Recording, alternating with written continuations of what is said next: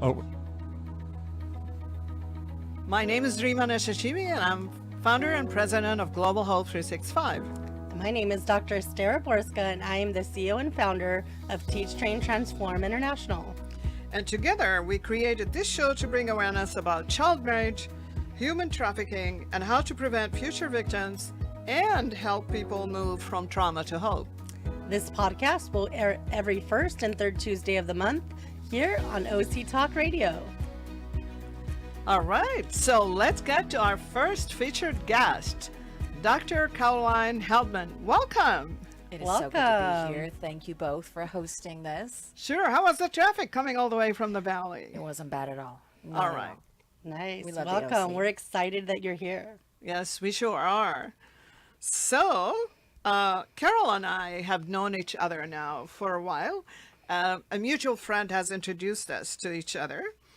And I wanted our listeners to learn a little bit about Caroline.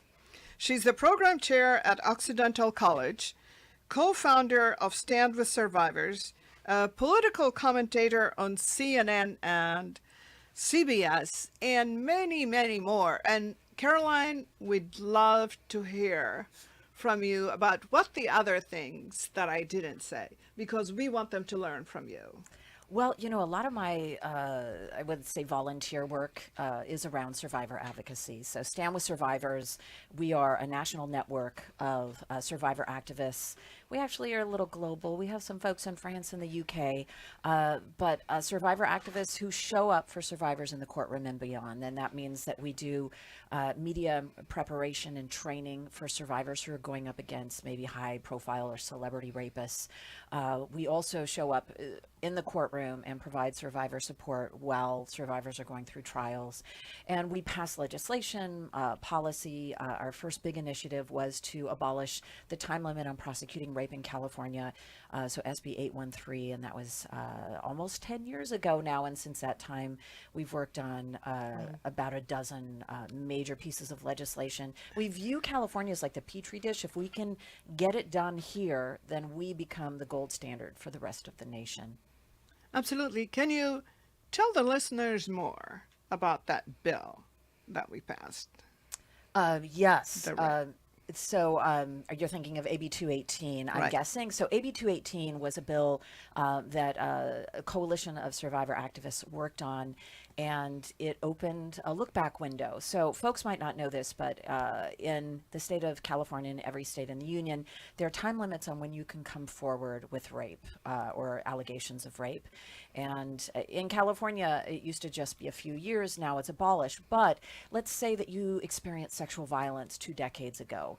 It was not retroactive. It doesn't go back in time. So AB 218 was passed, went into effect right before COVID hit. And this particular bill that was passed by Lorena Gonzalez, she carried water, if you will. She carried the bill, right, for survivors on this. It opened a look-back window, and it allowed you to bring a case, even if it happened 50 years ago, 40 years ago, 30 years ago. Amazing. Right. I mean, this is such a Amazing. major That's step groundbreaking. forward. Exactly. Groundbreaking, because survivors take so long to even report or have the courage to report. And so like not having a time limit is crucial. Absolutely. Absolutely. And since you mentioned that bill, let's talk about the rampant child abuse in LA County, which is the title of this podcast, right, Estera? Okay. That's right. So can you help our audience understand the significance of this case and why it has such a profound impact? Not a lot of people heard about this. And then while I was researching information, the latest about it, I also found out that the same thing is happening in San Diego County. That's right. Child abuse in the juvenile detention centers administered by the county. So tell us more about the rampant child abuse at the 3 LA Juvenile Detention Center administered by LA County. Well, and as you point out, it's happening in San Diego. It is so child sexual abuse is happening in any institution that serves children, right? Because Right. predators, as we know, will embed themselves in institutions Where there's for children. especially vulnerable children, That's right. right? Young kids of color who are in really bad situations, like the majority of the demographic population in the LA juvenile detention centers, very vulnerable children. They are targets, marks for pedophiles. And so what we discovered, okay, so just again for context, AB 218 passes, it opens this look back window. All of a sudden we get a flood of cases, and this is for child abuse victims, children, right, in the system. We've opened some other look back Right. windows for adults, but this is specifically kids could come forward. And what immediately happened is the 3 youth detention centers in Los Angeles, which are no longer in operation, we found that over 5 decades, 50 years, there were 6,800 very serious allegations. Now, these are just the allegations of folks that came forward, right? Which the LA County Board of Supervisors agreed to a settlement of $4 billion. That's with a Wow. B. Let's add to that then you include foster care and LAUSD, and we get up to about 11,000 cases over the last half a century Wow. of kids who were seriously damaged in terms of sexual abuse in these facilities. So LAUSD would be in the educational system, the foster system, and the youth detention centers. So 11,000, you said. 11,000, and that's a low end figure, right? Yes.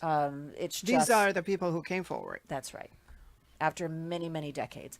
And many of them, were children at the time. They were in systems where they didn't have any power, they didn't have any voice. And if they were to come forward, they would face retaliation. They're essentially locked up, right? And so what happens in these youth detention centers? In fact, I was having a conversation with someone who was incarcerated in a youth detention center about 30 years ago in LA. And he was telling me, he was like, well, if you spoke up about what was happening, they would put you in solitary confinement, which they didn't call it that, right? They weren't supposed to be doing that with children, period. So it's abuse beyond sexual violence. That's abuse of power. That's right. It's abuse of And power. so, Holding people back, not having a voice to be able to speak against the power. Exactly, so Dr. B. speaking of abuse of power, has anyone been held accountable for that abuse? Well, and here is the kicker. We don't know. And I think it's really important to note a couple of things. This settlement was passed by the LA County Board of Supervisors. 5 women, amazing women, many of whom we've worked with on previous legislation, who have really made strides for survivors. And I actually have my phone in front of me because when they passed this settlement, I think it's important to, if we have time, share some of their Sure. words. Okay, so Catherine Barger, right, head of the LA County Board of Supervisors, during the hearing where this was passed, actually had a lot to say. She said, quote, I never would have imagined that persons hired to be the safety net and care for the most vulnerable could or would abuse their position of power in this way. It angers and sickens me, and we must ensure that nothing like this ever happens again. Hilda Solis, also on the LA County Board of Supervisors, said we need to root it out and we have to be swift about it. Janice Hahn, quote, this settlement to me is really about victims. Holly Mitchell, incredible powerhouse who has been supportive many times over the years for survivors, talked about how it was systemic sexual abuse and it involved, quote, power, control, and submission. And Mitchell said employees found to have committed such acts should be terminated immediately, argued that their pension should be forfeited. Quote, a financial payout is one thing, but ultimately everyone wants the behavior to stop. So here's the problem. They've now turned, they are now lobbying. So imagine, and I know it's hard to wrap your brain around this. Advocating? The LA County Board of Supervisors who advocated for this settlement, once the price tag came in and more survivors came forward than they were imagining would come forward, instead of paying that debt and making it right for these survivors as much as we can, money can never fix, trauma. Right. They're now lobbying the state legislature to pass new legislation Advocating, yeah. silences survivors and makes it harder for us to come forward moving forward. It is like a 180-degree flip, and we can talk about some of the pressures behind that, but it is quite shocking to see people who have clearly stood with survivors for so long now advocating to actually make California a magnet for sexual predators of children. Wow. So 2 days ago, I was watching TV, and we heard how the LA District Attorney now wants to vacate the 4 billion Wow. settlement, right? That they approved. Can you tell us more about that? Yes. So Nathan Hochman, who we did a number of press conferences with, and said that he would be an advocate for survivors, has also not at all been an advocate for survivors of sexual violence. So it's not surprising to me. This is a money play, right? And the claim is that a number of false claims have come forward. Well, as survivors of sexual violence, what is one of the number one myths that is out there? That we're not telling the truth. And so they are exploiting the idea that survivors don't tell the truth in order to try to vacate this. But let me just bring logic and facts into this. Who agreed to this settlement? The LA County Board of Supervisors and the district attorney. They sure so did. if there's an issue with false claims, guess who crafted the deal and guess whose responsibility that is? So now I'm Right. going to switch gears. I'm a taxpayer. If there are a bunch of fraudulent claims, which by the way, the LA Times did a whole investigation, they found only 8, right? Yeah, and maybe 9 out of 11,000, right? So that is not Right. a pattern, and that's just There's folks. enough of the 4 billion left, folks. Let's get it together. Exactly, Dr. B. Yeah. And so I'm looking Yeah. at this as a taxpayer saying, wait a minute, if there's really fraud, again, there's not, but if there really is, that's on you. I don't want to be paying money for nothing, right? I don't want to be paying money for fraudulent claims. So when they structured the case, they should have addressed that. So it is wild to us survivors that they're now like turning around, and let's talk about exactly what they're doing really briefly, right? They are lobbying the state legislature to do 2 major things Right. with cases moving forward. One is to raise, to put limits on what survivors can get. And at the end of the day, money is just a small token. It cannot fix the damage that's The done trauma from trauma. that That's they right. went through. That's right. Years of trauma. Lifetime. Right. Hey, Shifts the Rima, trajectory. I hate to interrupt, but you do have a caller that has a question here. We have All a right. call in. All Yeah. right. Are you still there with us, caller? Yes, I'm here. Okay, well, tell us your name and what's your question. My name is Paula. I'm calling from San Diego. And my question is, actually, I would like to know if any of these abusers are still working at their job, or were they fired, or were they transferred to some other places, like they did in the Catholic Church, where they keep taking them from one place to the other. And how deeply were those cases investigated before brushing them out, or how does the system work like that? Oh, Great wow. question. I'll let them answer it. Thanks for calling in. I think, Thank you, Paula. Thanks for calling in. yeah, this is where we were headed, right? Well, so Right. Paula, what a great question. The answer is very simple. We don't know. The LA County Board of Supervisors put in a corrective action plan, but there is no evidence that it has been put into place. So here's what we don't know. Didn't they hire a PR firm? Oh, they spent, I don't know, almost $500,000, we estimate, on a public relations firm to, instead of spending that money on transparency and fixing the system, they sent it to, they spent it on lobbying Sacramento in order to Spinning. make it harder for survivors moving forward. So we don't know who these people are. We don't know whether or not our tax dollars are still going to their pensions. We imagine they are, because if they had actually made effective change, wouldn't they be shouting it from the mountaintops? Right. The fact that they're not doing that, we just don't know. There's no transparency. We don't actually know the number of predators still in the system. We don't know what corrective action they've taken to make sure they're not still bouncing around. And in fact, I brought up Lorena Gonzalez's name earlier. She now has shifted. She passed AB 218 that made all of this possible. She's now the head of a very powerful union, which represents some of these employees who would be hopefully held Wow. accountable. She's now lobbying against AB 218, or lobbying. She is lobbying in favor of making it harder for survivors moving forward, and her union is. So it is this wild reversal of position. And yeah, Paula, you've hit the nail on the head. We actually don't know if any mechanisms have been put into place to prevent this from moving forward. And there's been no transparency about what they found. My goodness, as a taxpayer, again, putting on that hat, if there are abusers in our LAUSD, and let's extend it, you're in San Diego, right? Orange County, throughout the state of California, and frankly, the U.S., we need national legislation, but I'm off track. Just getting back to California, we need to know what is happening in our schools, in our, correctional facility, youth detention centers, and in our foster system. Right. And we don't have that. And We owe it, yeah, we owe it to our children to be able to protect them, especially from the powers at hand when we put them in those vulnerable situations. And so it is our job to be able to protect them. And when we fail at that, throwing money at it is the first problem. So the first thing I would like to say to her initially when she did the bill, which sounds like a great bill, but some of the protective factors were not put in place. And so throwing money at the problem was just the first step. Figuring out how to really get help to those victims who came forward, I think, is a second step. As a mental health professional, I'm thinking money is just the start. And even that ended up going backwards, which is sad. I couldn't agree with you more. I think there are three things here, right? One is fixing what happened in the past. That's the Correct. settlement. The second thing is transparency about what transpired, because we can't actually have a public reckoning over this if we don't understand the depth of the problem. And both you and I, Carolyn, were members of we're in press conferences where we said, release the records. Release the records. How are the taxpayers going to know, just like Caroline in yeah. LA County, know that these perpetrators, rapists, whatever, child abusers have been held accountable? That's right. And then moving forward, we need mechanisms of accountability. So we don't have step one. They're trying to vacate that.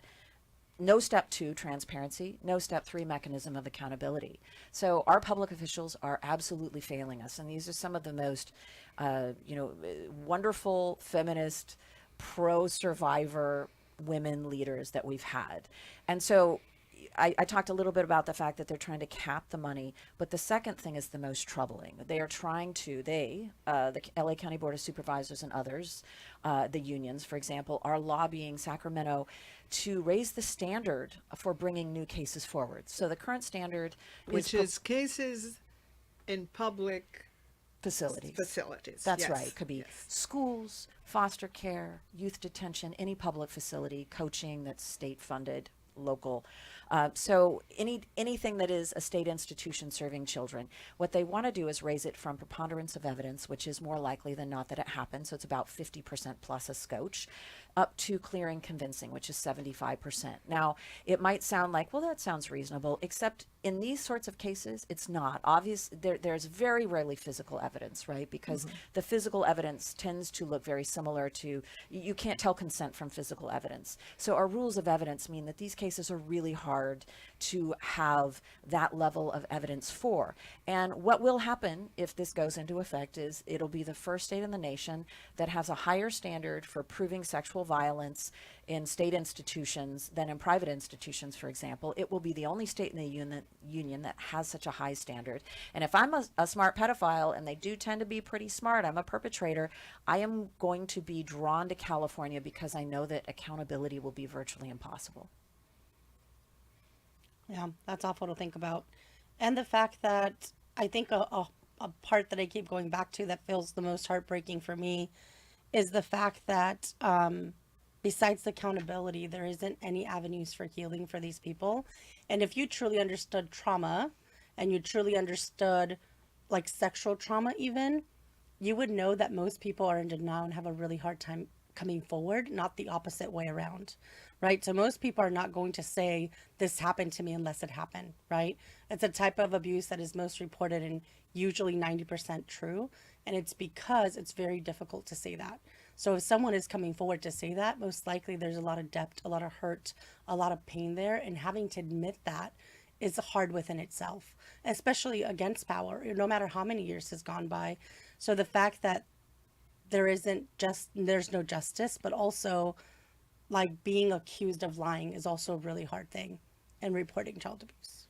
Yeah. And sexual child abuse. And you're bringing up the fact that this is really the only crime where you come forward and it's held against you, right?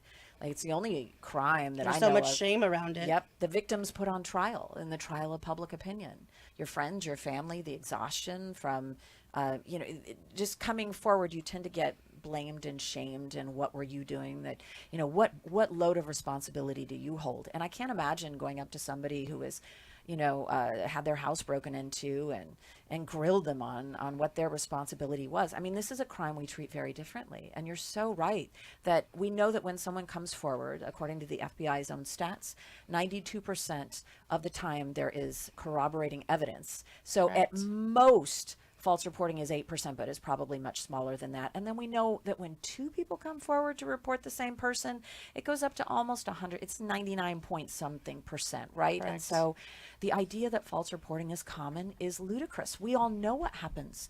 We, in fact, try to avoid the survivor label because we know the stigma that comes with it.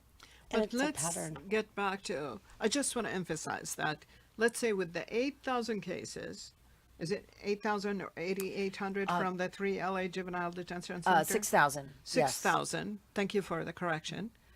There were proven by the LA Times 8 to 9 fraudulent cases. Wow. So a minuscule amount.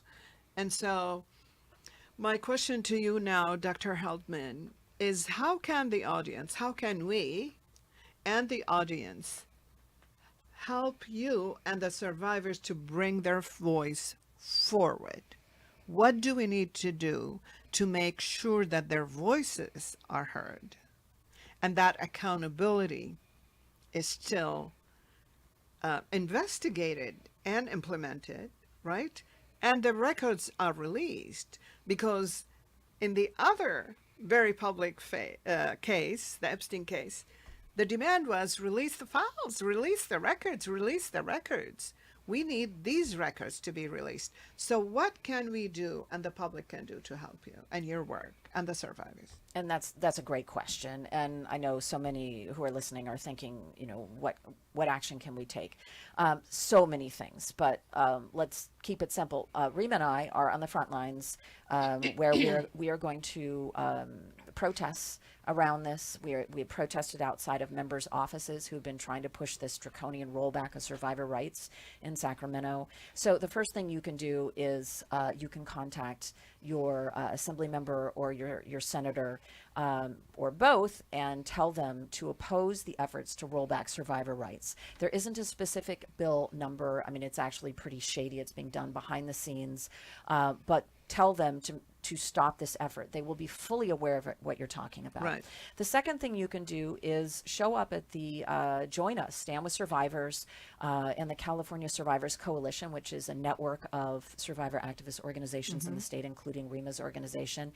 Show up with our calls to action. You can actually sign up and get alerts. We have testified before the LA County Board of Supervisors. We've led protests. We have done letter writing campaigns. We've lobbied now twice in Sacramento. You've advocated. We've gone and we've said that we need to make sure that this does not happen. This does not pass, right? Because Right. this would be the biggest rollback of survivor rights in California history. So we need to make sure that What's your doesn't happen. website, if you can? What's your website so people can go there and sign up? Survivoralliance.org. Also, if you just type in Stand with Survivors, you can follow the organization. You can follow me personally, Caroline Heldman, at all of the handles. You can email me at drcarolineheldman@gmail.com, and I can connect you to that network. You can also contact all of Rima's various points of contact. We would love to get more people involved in this fight because we think it's kind of going under the radar, the media radar. Yes. What, Rima, you mentioned that we had one caller already here today. They knew the number, I think, from the last time. You asked that I give out our instructions and numbers if there's anybody that has any further questions. So let me do that. Let's take a second here and everybody catch their breath because this is pretty startling stuff here. OC Talk Radio, our direct call-in number is this, 949-824-1200, 949-824-1200.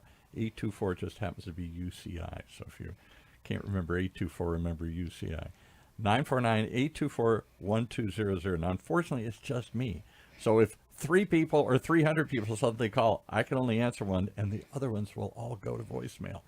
So I'm hoping that we don't get a sudden flurry or flood of phone calls here because I can only grab one at a time here. But that's the number. If you did have any other questions, you can call in.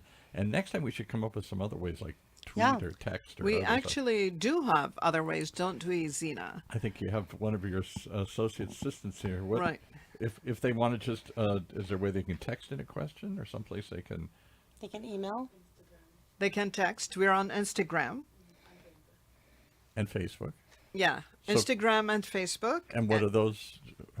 What are those? From Trauma to Hope. From Trauma to Hope, there's an Instagram page and there's a Facebook page. So and you're monitoring those right now. If somebody saw it. Yes, typed in? Zena is basically making sure that if there are any questions coming in on those pages on Instagram and Facebook for our podcasts, that she'll let us know right away. Okay. Well, And lots of ways that you can get involved. We're still working out the mechanics of all this. This is Yes. a new show that obviously reaches a lot of people and touches a lot of people. So I'm sure there'll be people trying to reach us There were the last time when we just did an introductory show. And everybody's like, how do we call? How do we get in?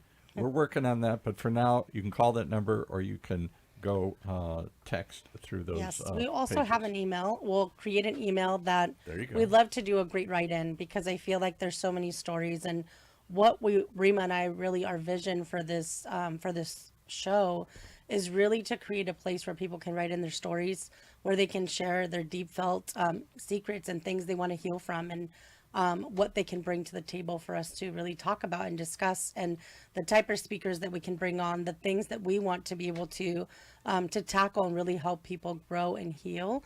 And so we will have an email where you can write in your stories, write in your questions, write in your comments, Because we've anything that even you want talked to share. about doing like what we used to call in radio a mailbag show, a call-in show, where Yes. people, maybe you don't want to call in the moment, maybe you weren't listening to it live, you're listening to it later, and you want to, through one of the podcast channels or on the social media channels, lots of ways to still stay involved if you didn't catch the live episode. But right now we're live and we're standing by if you want to call us, 949-824-1200. Operator I have standing a- by, which is me. I have a question from someone from last time. Okay. Where they said, from what is your perspective, Rima's and I, and now we can bring it to our featured speaker.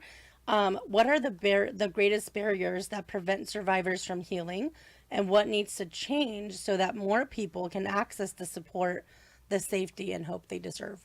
So this is about talking about barriers to survivor healing. That is such a great question. I think the biggest barrier to survivor healing is the fact that we live in a rape culture where we do not take this seriously as a crime. And the best evidence that we have that we don't take it seriously is surely the glorification of sexual violence in the eroticization of sexual violence with sexy corpses and all of these crime shows, and just the way that we have like eroticized sexual violence. But I think the biggest way that we know that we live in a rape culture is that out of every 100 rapes that happen, about 1% will ever see a day inside a jail cell. And as somebody who practices restorative practices, restorative justice, obviously incarceration is not even the best and certainly not the only solution to this. But in our culture that doesn't practice restorative practices, it's a very obvious indicator we don't take it seriously. And so what survivors come up against, because we live in a rape culture, we tend to blame and shame them, and they run into The victims, you mean? the victims. We run into all sorts of myths about sexual violence. So the myth that survivors don't tell the truth, that survivors, because they waited to report, they're not telling the truth, even though it's often a matter of overcoming just decades of trauma. Most survivors, by the way, never report to any sort of authorities. About 30% report at some point, and when they encounter that system, they are not met with a system that will provide them justice. In fact, Susan Estrich wrote about the second rape, right, that happens when you go through the justice system, and I would say that it's The second rape. Interesting. isn't That's that profound. horrifying? Yeah, Yes, that's it is. profound because you do have to relive it in many ways. I did the spoken word. Maybe one day I'll share it on our show, called the eye gate of the survivor, because it's learning the eye gate of the survivor and everything that they've been through. But life happens on three planes: the past, the present, and the future. And when something horrific like that happens to you, any type of trauma, or there's always messages that we say to ourselves. So not only did you experience it in the past, you feel it in the present, and it impacts your future because it impacts your sense of identity and how you feel about yourself. And that there is deep rooted shame and hurt and guilt. And that impacts 99% of our behaviors. Can I And, interject a and this question is here? before Oh, you yeah. ask Paul, I just want our listeners to know. Can you tell us a little bit about yourself, Dr. B, Yeah, Yeah. absolutely. So and why you speak from authority and from knowledge yes. So and from practice? thank you. Thank you for that. Yeah, I mean, I've been in the field for almost 2 decades. My youngest client was 3 years old. My oldest was 89. Which field? The mental health field. So Thank you. when I came out of my master's program, before I even did my doctoral degree, I was deeply saddened and hurt because I thought, why isn't anybody healing? How come there's people holding these deep emotional wounds for 10, 20, 30 years, and there's still this deep pain and hurt and emotional reactivity? And so I went on a huge journey to figure out why. Youngest client was 3, oldest was 89, wanted to understand the gamut of the field, and basically it was so profound that what I found, it doesn't matter the age, the class, and where you come from, it impacts the way we feel about ourselves and the way we view the world. And when those two things are impacted, everything is impacted. The relationships we get in, the way we get up in the morning, the way we get dressed, the relationships we engage in, the ones we don't, 99% of our behaviors. And there isn't a lot of trauma work now that really helps people fix those deep identity wounds from their trauma, especially sexual trauma. And so we really need to understand that it's about healing that sense of identity and dealing with the people who wronged and hurt us, finding freedom from the skeletons in our closet of our mind, especially when it comes to sexual violence, because there's such deep-rooted hurt around the people who have wronged and hurt us in those situations. And being able to rewrite those narratives, being able to make sense of it is what is important. So, what's the first step of healing? The first step of healing is being willing. I tell my clients all the time, the only one thing I need from you is the willingness to be able to see these hard things and be able to work through them. The first step, I always say there's 2 stages to healing, 2 steps to healing: creating safety in our brain and flexibility in our thinking. The synapses in our brain are the connections. And when they're too close together because of trauma, there's rigid thinking, a lot of black and white thinking. And so what good healing does is we have to create flexibility around those stories and separate ourselves from those people's brokenness who hurt us and say, everything I told myself of what they did to me is a lie. That isn't true. That is not true about me and who I am. And so when we fix those narratives, the way the brain remembers it is different. And that's what truly helps people heal. I have something called neuromemory modification trauma therapy I'm starting the research on. And it's been amazing to see the breakthroughs that people are having by doing this work and healing those deep identity wounds. So I'm just really humbled by that whole process. 5 minutes left in our program. You still have time to call in, 949-824-1200. In the meantime, I got to ask one question, and then maybe this will lead to more thoughts. Your guest mentioned a couple of things that I was just flabbergasted, and I don't deny that it's probably true, that we live in a rape culture. That's a harsh appraising of American culture, and yet you look at, yes, TV shows and movie shows and all this other stuff. And then the other thing you mentioned was, do you guys actually show up in court if the person who raped you is a celebrity, is a powerful figure? Do you show up to give support? Because I would think that would be even, how do you stand up to somebody who's big and powerful and famous and whatnot here? So we make a point of showing up to celebrity trials because I think a lot of people think, oh, because you are coming out and telling your truth about someone who has a lot of fame and power, you must just have scores of people supporting you. The opposite is true. What we find, and we go to low profile trials as well, of course, what we find is that celebrity trials, friends and family are terrified to show up because of the amount of sustained abuse they will experience. So let's just talk very briefly about what happens in a celebrity trial, right? Mm-hmm. Or all trials. The reason so few of these cases come forward is that in a court of law, it doesn't matter a celebrity or not, it has nothing to do with justice, right? So the defense attorney knows that their goal is two things, and it becomes very obvious after you sit in enough of these trials. The first is they want to invoke rape myths with the jury because they know they have an entire pool of people coming from a rape culture sitting in front of them, and all they have to do is tap into rape myths about she was asking for it, it's her responsibility, she's lying, and so the first thing they do is they invoke the rape myths. And they do it in not so subtle ways, which we don't have time to go into, but it just becomes very obvious. And the second thing they're doing is they're assassinating her character, because if she's not a good person, it doesn't matter if she was raped, right? We don't take this crime, we just don't consider it to be a real crime. And it has a lot to do with gender and power dynamics, which is a deeper conversation. But what happens in celebrity trials is invariably they hire crisis PR teams, and these PR teams will hire people to come to the courtroom to harass survivors and their supporters in the courtroom, but more importantly, they will harass them online. And it's death threats, it's threats of sexual violence, sometimes showing up at their houses, doxing them. Attorneys will often, accidentally put her name in, even though she's supposed to be a Jane Doe. Yeah. But they pay good money for this. And I don't think we understand this enough, that when we're going into a celebrity trial, we're going up against millions of dollars being spent to discredit her in the court of public opinion. And I'll just bring up the most obvious example that we found out about. I think a lot of this became kind of apparent, the Johnny Depp trial, where they took a very classic case of abuse and reactive abuse, and they made them both the same instead of one being the abuser and the other engaging in abusive behavior in response to that. And they made Johnny Depp, it was like muddy the water. They made them both villains. They won in the court of public opinion, whereas in the UK, they didn't allow that to happen. And it was very clear who the abuser was. And I don't want to dive into open another rabbit hole here, but we're doing this in July of 2026, if you're listening forward. In the last 6 months, we've had two major politicians drop out because of rape accusations. We've had now two high social influencers were just arrested. They're Yes. trying to be extradited. That's right. On this.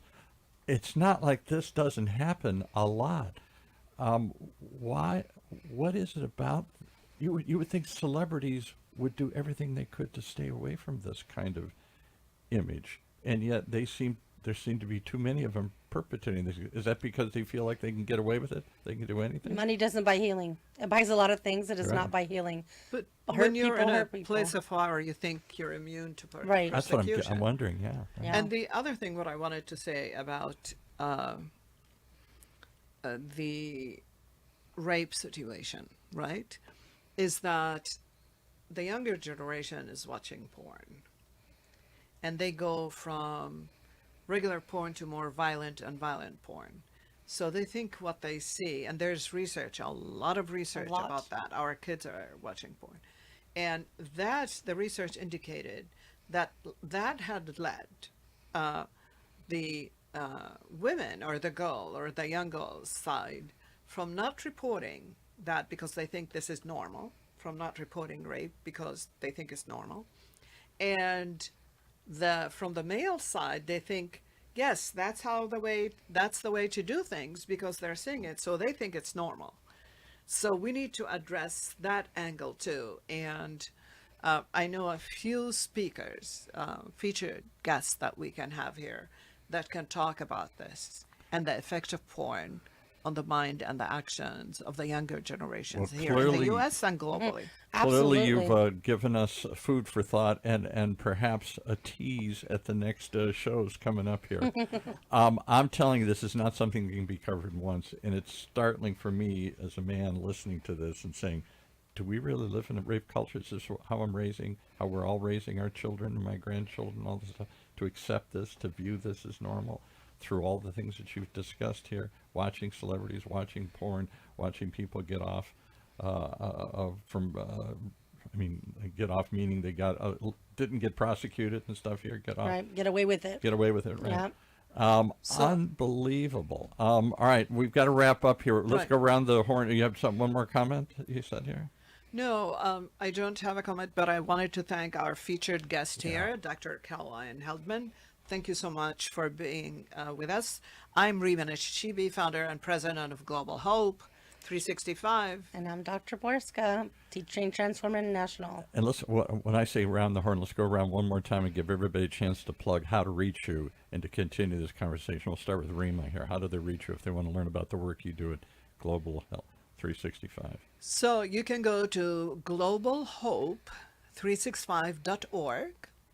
You can email ala@globalhope365.org to learn about everything that we do and how to get involved. There you go. Because as Caroline indicated, you have to get involved in order for us, one, prevent trauma from happening, and two, support survivors.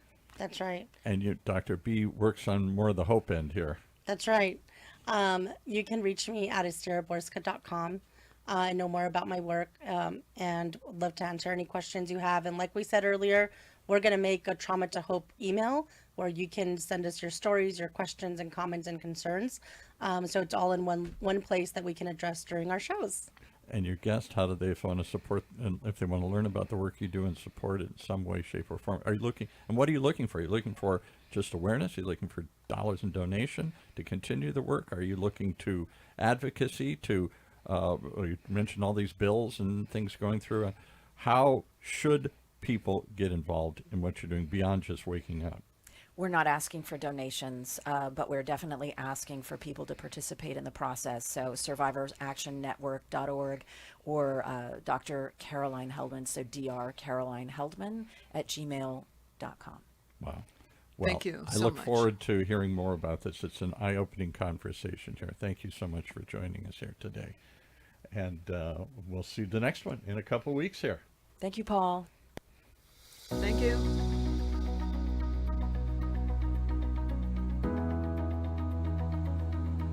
Wow. I don't know if you were as mesmerized. I would say traumatized as awakened. Whatever the correct verbiage is, I'm sitting here with aghast as I listen to what's happening out there. And I hope that you'll join us because there is a lot of discussion. We need to understand what trauma is out there and to offer some hope. So thanks for joining us, and we look forward to sharing this with others and coming back again as we continue to explore From Trauma to Hope, a podcast about preventing trauma and healing lives, right here in Orange County's only community radio station, OC Talk Radio, streaming live from our studios here at the University of California, Irvine's Beale Applied Innovation Center.